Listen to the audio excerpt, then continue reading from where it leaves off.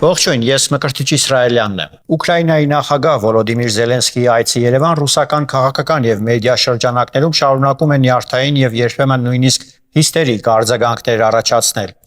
Ռուսաստանյան քարոզչամեքենան օրեր շարունակ քննարկում է, թե ինչու է Հայաստանը ընդունում Ուկրաինայի ղեկավարին, ինչ ուղերձ է սա Մոսկվային եւ արդյոք Երևանը փորձում է հեռանալ Ռուսաստանից։ Սակայն այս ամբողջ աղմուկի մեջ կա մի ուշագրավ հանգամանք։ Նույն այդ շրջանակները գրեթե լուր մնացին, երբ Երևանից առաջ Զելենսկին այցելել էր Բաքու եւ այնտեղ արժանացել բարձր մակարդակի ընդունելության։ Այս հակադրությունն ինքնին շատ բան է ասում Ռուսաստանի տարածաշրջանային մտածողության մասին։ Բաքվում Զելենսկու ընդունելությունը ռուսական քաղաքական դաշտում գրեթե չքննարկվեց։ Չեղան կոշտ հայտարարություններ, չեղան մեղադրանքներ, չեղան այնպիսի քարոզչական արշավներ, ինչպիսին տեսանք Հայաստանի պարագայում։ Մինչդեռ եթե առաջնորդվենք ռուսական քարոզչության տրամաբանությամբ, ապա Ուկրաինայի նախագահի ցանկացած այց հետխորհրդային տարածք պետք է ընկալվեր որպես ոչ բարեկամական քայլ Ռուսաստանի նկատմամբ, բայց ակնհայտ է, որ Մոսկվայի մոտեցումները տարբեր են, կախված նրանից, թե խոսքը որ երկրի մասին է։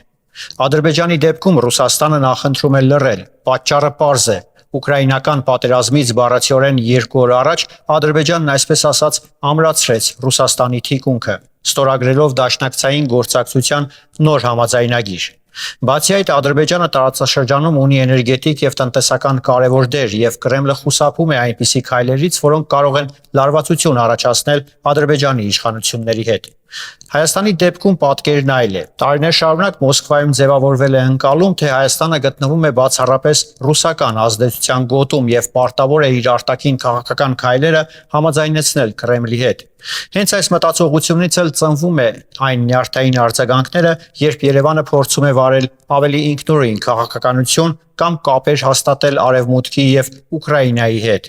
Ռուսական որոշ քարոզիչների եւ պաշտոնյաների արձագանքները ավելի շատ հիշեցնում են ոչ թե դաշնակցային հարաբերությունների մասին մտահոգություն, այլ խանդ։ Այնպիսի տպավորություն է, կարծես Մոսկվան Հայաստանին դիտարկում է ոչ թե ինքնիշխան պետություն, այլ ենթակա տարածք, որը չի կարող ինքնուրույն որոշել, թե ում ընդունել եւ ում հետ հարաբերություններ կառուցել։ Սակայն իրականությունն այլ է։ Հայաստանը անկախ պետություն է եւ իրավունք ունի հարաբերություններ զարգացնել ցանկացած երկրի հետ, այդ թվում Ուկրաինայի։ Առավել եւս այն պայմաններում, երբ վերջին տարիներին հենց Ռուսաստանը բազմաթիվ հարցերում չի արտարացրել հայկական հասարակության սպասումները, սկսած անվտանգային խնդիրներից մինչև տարածաշրջանային զարգացումներ։ Զելենսկու այցի շուրջ ռուսական արձագանքները նաև բացահայտեցին մեկ այլ կարևոր փաստ։ Մոսկվան հետխորհրդային տարածքում այլևս չունի այն անվերապահ ազդեցությունը, որն ուներ նախկինում, եւ որքան այդ ազդեցությունը թուլանում է, այնքան ավելի զգայուն ու նյարդային են դառնում ռուսական քաղաքական ու մեդիա շրջանակները։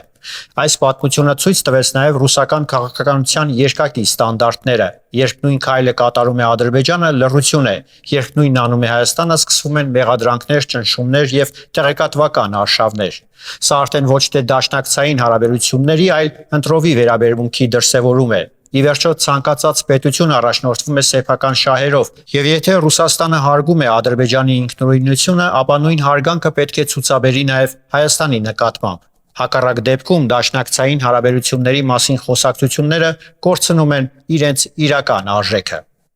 Ես Մկրտիչ Իսրայելյանն եմ, կհանդիպենք։